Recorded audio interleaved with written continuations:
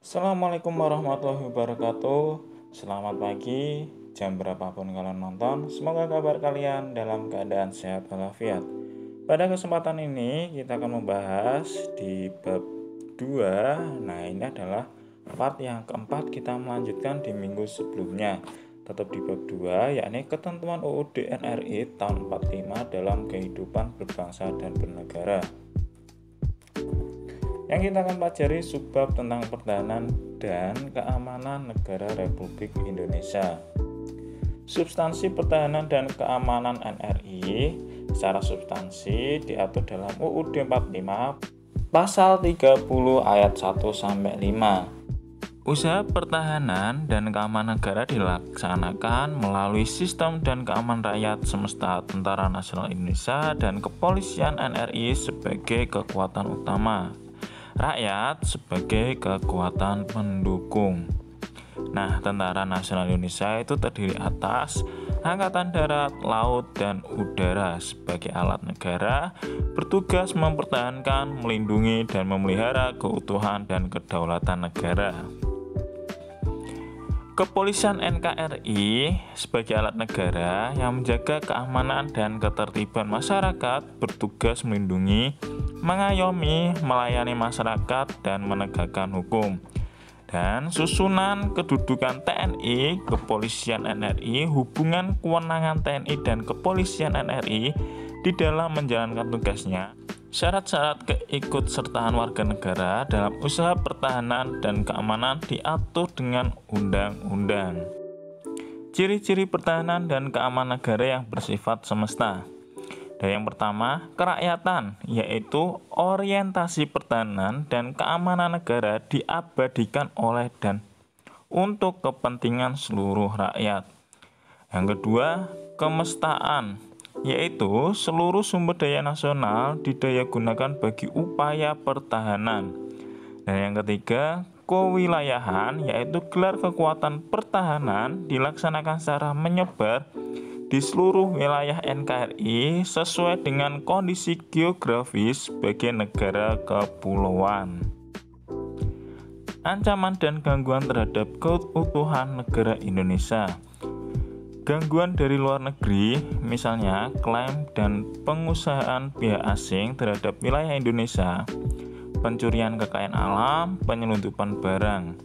Nah, seringkali kalian melihat di TV banyak sekali yaitu gangguan dari luar, yaitu pencurian kekayaan alam.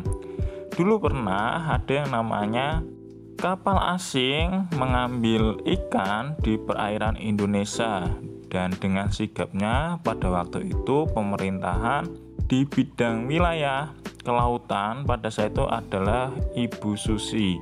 Nah, kapal tersebut langsung diamankan oleh Ibu Susi dan pada waktu itu ditenggelamkan. Nah, begitu ancaman tersebut langsung disigap oleh pemerintah Indonesia sehingga tidak ada pencurian kekayaan alam yang dimiliki oleh warga negara Indonesia.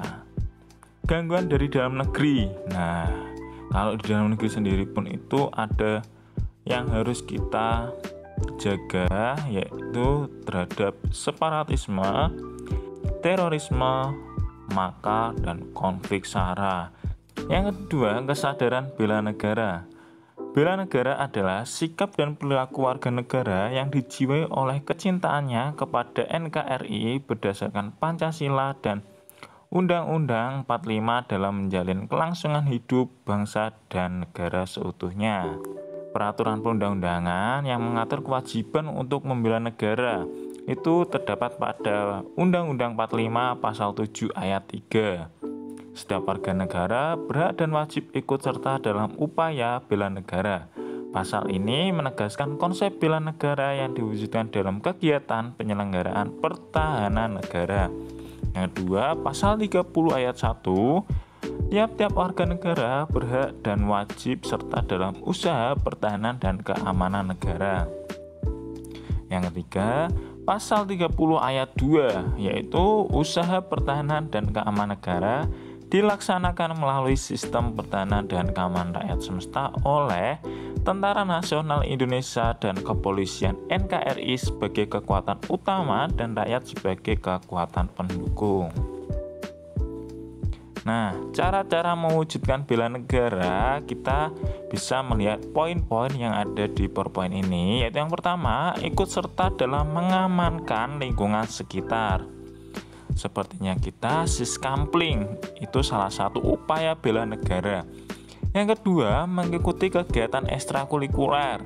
Yang ketiga, pengabdian sesuai profesi keahlian. Yang keempat, belajar dengan tekun pelajaran pendidikan kewarganegaraan. Yang kelima, membantu korban bencana dalam negeri. Yang keenam, pelatihan kemiliteran secara wajib. Yang ketujuh, pengabdian sebagai anggota TNI. Nah, itu adalah upaya bela negara yang bisa kalian lakukan dimanapun. Cukup sekian pemaparan pada pertemuan hari ini. Kita akan lanjut di minggu depan. Jika kalian ada yang ingin ditanyakan, silakan kalian tanyakan kepada guru kalian yang sudah disediakan oleh guru Anda. Dan saya ucapkan terima kasih dan tetap belajar. Wassalamualaikum warahmatullahi wabarakatuh.